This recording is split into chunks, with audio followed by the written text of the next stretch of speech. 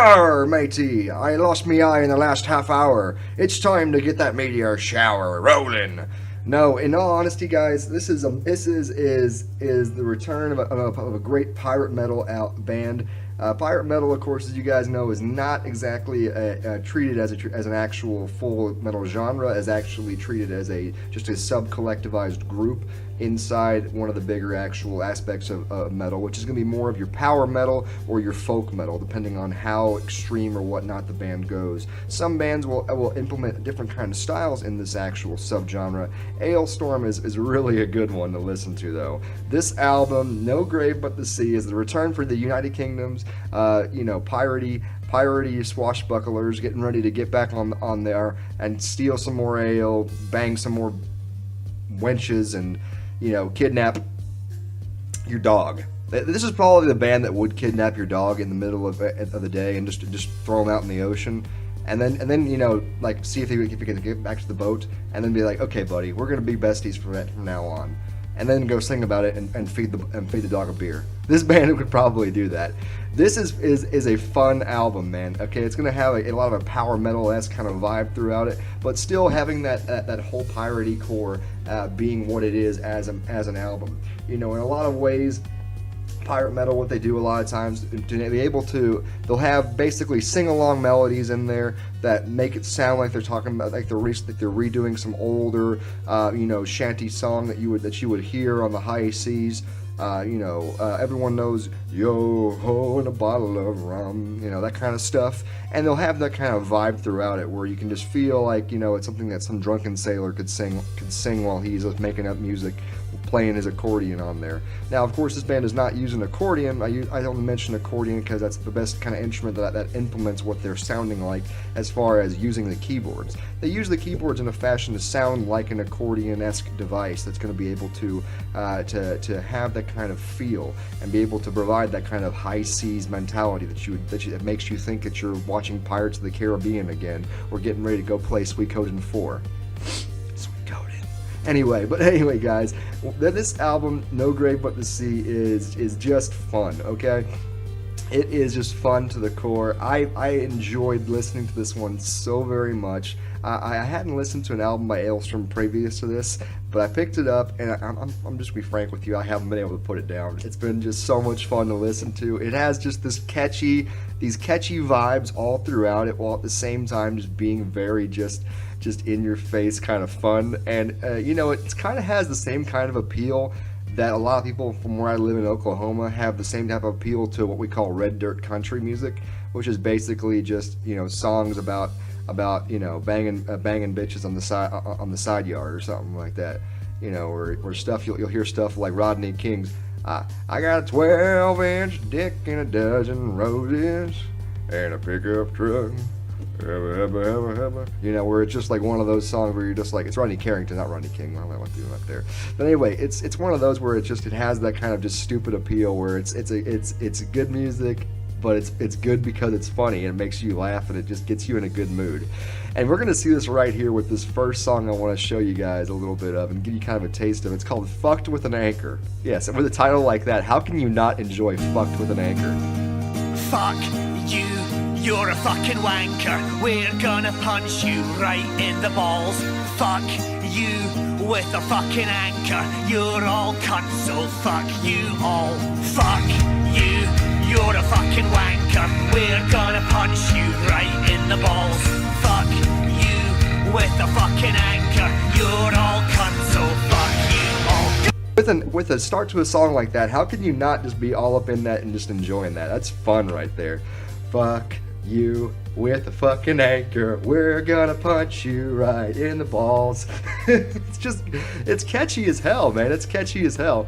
And the thing is, it's one of those songs that you can actually hear. This song is gonna be played on some Sirius FM channel, very soon. You're gonna see it on some Spotify list. This will probably be a big, serious track from this band as far as it being one that actually stands out and gets a lot of appreciation in the metal community. It'll definitely be a concert favorite. Okay, this is going to be their concert favorite song off this album for years to come. The one that they're all just like, I'm tired of playing Fuck with an Anchor. Let's do it. Let's go out there and play Fucked with an Anchor. Fuck you with the fucking anchor. We're gonna punch you right in the balls.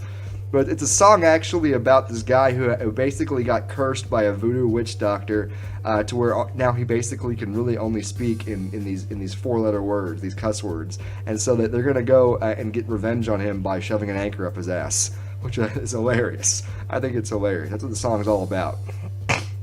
And I think it fits perfectly as far as just giving that kind of piratey kind of vibe as we go into the chorus and really keeps building off of that. It's one of those that's very kind of cheesy in a lot of ways, but it's cheesy in that way that makes you smile and makes you just feel really fun. Like I said, kind of like something that you would hear from like Tenacious D or Rodney Carrington just making, or even possibly like a Lonely Island-esque where it's just like, you know, it's designed to make you smile, to make you laugh, but at the same time it's still catchy and you can still actually listen to it just for listening to its sake, which I really like that. You know, this band has another track that's kind of like that as well. What that gives it kind of that kind of secondary edge peel. This is definitely the second song off the album that I would say is very much a single in the making, so to speak. I mean, it's really hard to talk about metal music and say, oh, there's a single here in this record, because they're really not, for the most part. Most metal bands or hard rock bands are not really made with the intent album to album of actually having a direct, like, hard, okay, this is actually a single, this is the song that we're actually going to be trying to get radio play for. They don't really think like that. But at the same time, there are two songs in this album that do have that kind of feel on there, that do make you think, yeah, I could see this on the radio. This one is called Mexico, which I gotta say, it's a very strange kind of start. But man, I really dug it once it starts getting going and once you start hearing the chorus and really feeling how the song works. Check out this little video clip.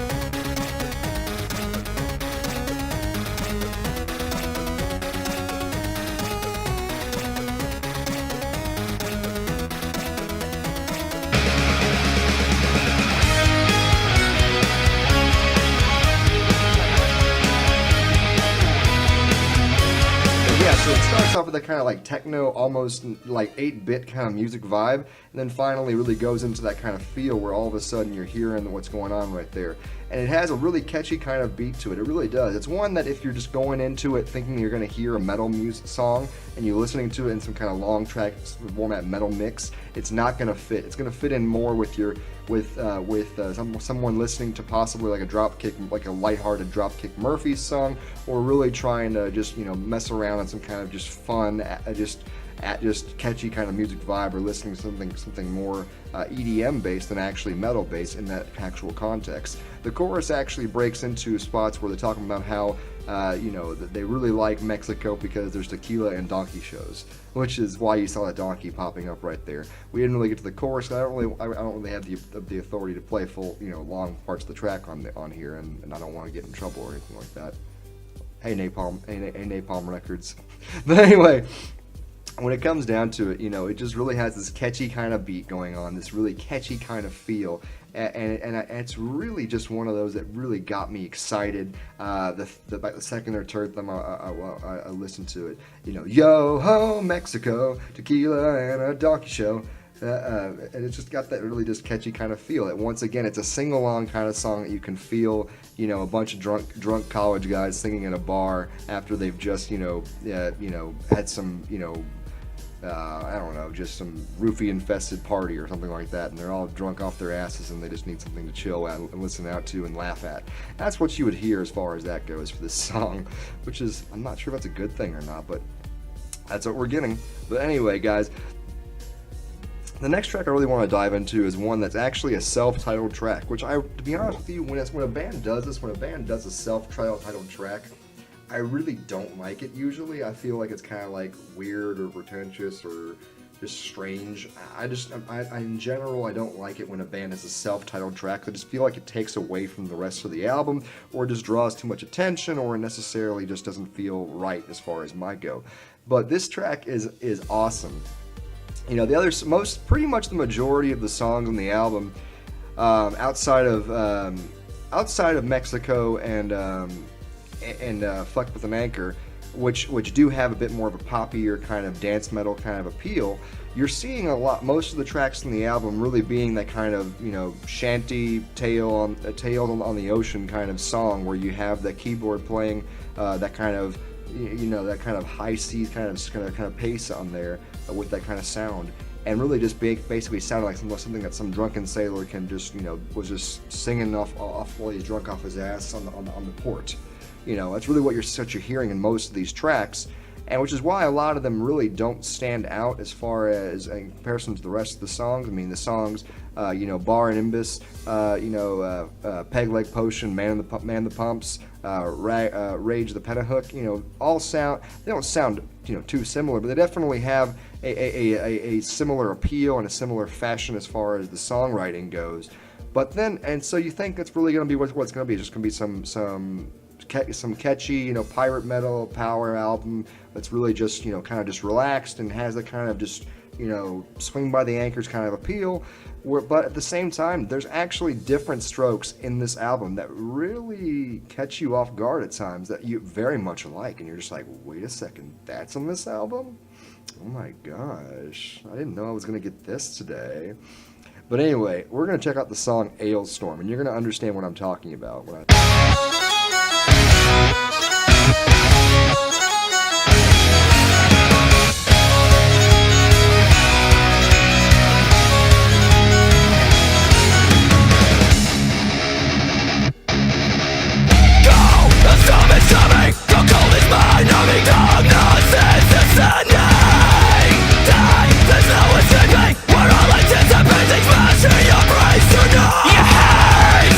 like I said, on that album, all of a sudden, you're hearing metalcore.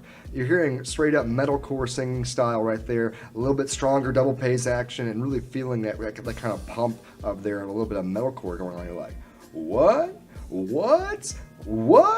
And then all of a sudden, later on in the song, this song probably has, in my opinion, outside of Fuck With an Anchor, it has the best chorus, in my opinion, as far as me wanting to listen to it over and over again. And actually, because of the metalcore elements in this track and this song, I actually feel like this is going to be the track that sticks out for me the most, and actually is one that I go back and listen to just over and over again because I'm just digging it so much. And it's because of the metalcore elements mixed with a really good chorus.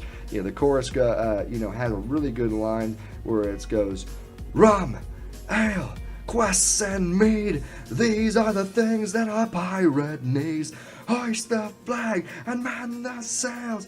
It just got that kind of just really just it's got that drunken kind of like vibe where once again, like I said, with many of these pirate metal songs, it's something that you can, swing your tankard of ale around and, just go crazy while you're drinking at the bar. But the thing is that after, and you think, well, hold up, I only heard the metalcore parts. The metalcore parts are pretty much the verses, while the actual chorus is really back to that kind of dance metal-y, pirate metal, power metal force that you're kind of feeling on the rest of the album. And it works together so well. You wouldn't think it would, because frankly, a lot of times metalcore can really just be derivative and be, just something that you can't put on the island. It's kind of like something that you just can't leave on the island. You don't leave a dog and a fox in a hen house. Okay, you just don't do it. But so you think that wouldn't work, but it actually does work very well right here with the song Alestorm. And I really, really dug this track. I'm telling you right now, this track is my favorite one. I'm digging it. But at the same time, guys, outside of those other tracks, there's two tracks that really have a bit more of a length on them. Most of these songs on this album are not very long, and to be honest with you, that's a good thing as far as that goes, because it helps you be able to enjoy the album more. Because remember, this album is a thematic album. It's a pirate metal album. So if it's a long album, it would probably get tiresome or annoying if it was about 65 minutes versus what it actually is, which is 46 minutes, which is a pretty good total track time as for this album. If it was much longer, I think it really would drag on, and you really would find a lot more things getting stale and lackluster. And so it has just enough length in there to where you can really enjoy the songs, but not just get dragged under where you're just like, the ones that you're not really in love with don't really catch you. There's two long tracks on the album though, and that's To the End of the World and Treasure Island. Treasure Island being almost 8 minutes, To the End of the World being almost 7 minutes. Now, So the End of the World definitely has a bit more of that power metal-y vibe, while at the same time still implementing metalcore elements in the chorus and in part of the verses, to where you really can actually enjoy what you're hearing and really get behind kind of the power metal-y just feel of it, while still having a bit of metalcore influence right there in that track. And then you gotta have the Treasure Island, which actually does showcase that this band is not just a gimmicky pirate metal band. They actually do have some ability to be able to put together some good solo work as far as their guitar play.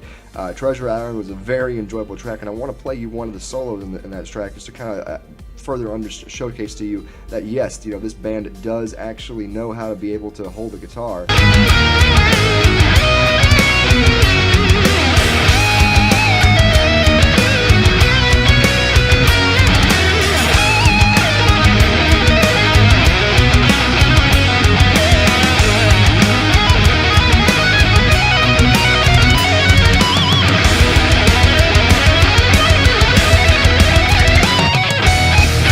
So you can see right there with that solo work right there on that song Treasure Island, and that's just one of the solos in it. But it really just showcases that while this band is a gimmicky band as far as being able to just capitalize on just being that kind of niche role as far as pirate fun metal, dance metal, where you're just really just bobbing your head and laughing and having a good time while you're listening to it. They're still able to put together some decent songwriting in there, where you're able to still get the appreciation for it musically, to where you're not just shouting out "fuck with an anchor" over and over again, and then 5 weeks later that's all you hear and you're just tired of it, like listening to Baha Men on repeat.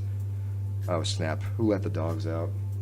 Speaking of dogs, by the way, this album had such a fun feel for it, because also some people actually went out and redubbed the entire lyrics with dog noises, to where somebody basically took all the lyrics out, all the vocals out, and basically replaced the track's vocals with dog barks, and it's hilarious as heck. You should check it out somewhere. I'll post links below for that, as well as for both all music videos, and as well for the band's actual YouTube page. You guys really need to check this stuff out. But let's get over to the actual grading of the album, so that way you guys can understand just a bit more how my overall actual feel for this album was. When we look on here, we see the basic on the production value. The production value. Ooh, my production value went down right there. Good night. But with the production value, you question, what was it going at? Did it have a spotty feel? Did it feel too long? Did it just have good quality? Are the vocals overpowered? Is the drum overpowered? Is one of the instruments a little bit out of feel or whatnot? No, everything felt solid. It felt crisp. It felt tight. Napalm Records does a pretty good job of making sure they put out good, well-classified stuff, and even the 8-bit parts of the keyboard still felt really clean and crisp. 10 out of 10 right there. As far as the album artwork, does the album artwork interest me in the album? It does. The album artwork definitely signifies a little bit of what kind of feel you're going off of. One of the most important things with album artwork is that you make sure that the album artwork does not showcase a different style of metal than what you're actually playing, which is very important, because if your album artwork looks like this and you're playing doom metal, that's not going to work at all. If your album artwork looks like this and you're playing something symphonic, you might be able to get away with it. But this is clearly, it looks like a power metal record cover with a little bit of a dark twist to it, something like that maybe you would see something like Iron Maiden put out, and it works out very well as far as just the quality. It doesn't detract me, and in no ways does the album cover make me not interested in listening to the album. In fact, it kind of helped draw me into it after seeing the album pop on metalstorm.net, which is what I use for my research and stuff like that. 8 out of 10. As far as the songwriting goes, they did a really good job as far as I would say, as far as making the tracks be able to work together, be able to flow, have diversity to them, and be able to do what they can. That being the case, they are of the gimmicky version of pirate metal, which does cripple them as far as being able to be have a giant landscape of opportunities. So most of their songs are about the same subject matter. So you're not really seeing too very much diversity as far as that goes, but still able to create very different ideas and songs, as well as being able to create catchy tunes that can be radio hits. Gonna give it a 6 out of 10 though. Pacing. I've already said the pace is excellent on this album. It's not one where you're listening halfway through it and you're pissed off because you're like, it's like, a lot of albums, if they're like 65 minutes and they're just not really good or amazing albums, you can just find yourself halfway through just kind of like, we need to try something else. Pacing is excellent on this album, 10 out of 10. Standouts. I've already told you that Mexico and Fuck With An Anchor are going to be songs that somebody will be playing in bars, 25 years later, because they're just that funny, and they're just songs that actually will transcend out of and be able to go beyond just the silliness that is pirate metal, to where you're actually going to be able to, be appreciative of it if you're just a fan of hard music in general, or just rock culture in general. The same way that you saw certain songs from the Dropkick Murphys, in their bust out of their, tight-knit genre role and be able to be appreciated by general people, even though despite the fact that they have their ridiculously hard Boston Irish accents on there. It was just still able to be fun. And Alestorm, despite the fact that some people may listen to it and hear that piratey voice and really to think I don't really like this, they're still going to enjoy songs like Mexico and Fuck With An Anchor. In addition to that, the song Alestorm really stands out as being just a really well-written and fun song. And there really isn't a track on here that really just feels like it was forced, despite the fact that, like I said, there isn't much subject matter going on. As far as standouts, I gotta give it a 10 out of 10. As far as cohesion, does the album fit together and actually be able to keep a similar kind of groove going? It does. It 100% does. It's exactly what this kind of stuff is. It's exactly what pirate metal does. And to be honest with you, the fact that even when they put the metalcore elements in there, it still felt cohesive and worked together as a unit. There really wasn't a song that really just had you thrown off to the point where you're just like, I can't deal with this. 9 out of 10 right there. For replayability, I'm just going to tell you right now, this album is going to be on my playlist for the foreseeable future. There's going to be at least 4 songs that I'm going to be just seeking out randomly just to put on there and just enjoy over and over again. It's not going to be one where I'm going to listen to the entire album over and over again intentionally, as the songs in between Alestorm and Fuck With An Anchor, as well as Fuck With An Anchor all the way to Treasure Island, really didn't stand out to me. So that being the case, going to give it an 8 out of 10 right there. Going next, I'll have personal preference. I actually am a power metal kind of fan. Not so much a huge fan of metalcore, but really actually enjoyed what I was hearing. And being the fact that it just worked well and felt fun, it was one of those that the first listen of everything really didn't stand out until I really started hearing the lyrics and really listening to the lyrics. But the more and more I listened to it, the more and more I enjoyed it. As far as personal preference, going to give it an 8 out of 10. Suitability. Is this a band that actually is able to, go on tour and tour with many of these other, heavy metal acts out there and be able to make sense? Could I have this band go on tour with Metallica? Could they go on tour with Megadeth? Could they go on tour with anyone outside of the power metal genre? And to be honest with you, they probably could, but it would be one of those where they would have to be like an early act band. It's one where really, unless they're on tour with really, other gimmicky kind of bands or other bands that are just, there for the party, they really would stand out in the kind of wrong way as far as suitability. And so you can this is also a thing of you can play these songs, especially songs like Alestorm, in a mix of power metal or metalcore or type stuff, but it really still would stand out and really, in many ways, take you off of your rhythm, I think, as far as that goes. As far as suitability goes, I have to give it a 6 because it just, like I said, it's a thematic certain sub style of metal, and so it does stick out like that. As far as overall music mastery, I'll tell you one thing: they've got that key, like that C-worthy keyboard play down to where it just really sounds exactly like that. The voice work is on point. The voice work is amazing as far as that goes. Really fun stuff, catchy beats, catchy rhythms. They're not trying to go over the top. Still good guitar work in there. I have to give it a 7 out of 10 right there as far as that goes. Now comes to the actual total, and the actual total for this album is going to be